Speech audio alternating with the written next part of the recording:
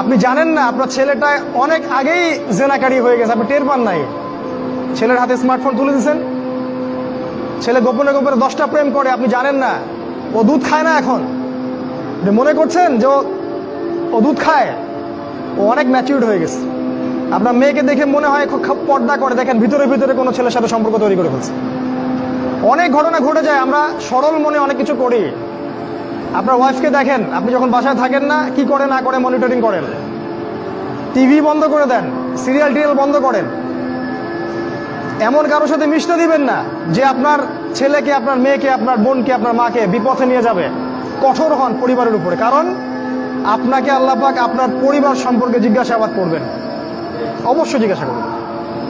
বিশ্বাস করেন আল্লাহ পাক কিয়ামতের মাঠে আপনাকে আপনার পরিবার সম্পর্কে জবাবদিহি করাবেন প্রত্যেকটা বিষয়। আপনি দাওয়াত দেন, চেষ্টা করেন, তারপরে যদি ছেলে বেলাইনে যায় সেটা তার ব্যাপার, ওর হিসাব ও দিবে। নূহ আলাইহিস সালামের ছেলে কাফের হয়ে গেছে, ওর হিসাব ও দিবে, সেটা আলাদা। কিন্তু আমাকে আমার চেষ্টা করতে হবে।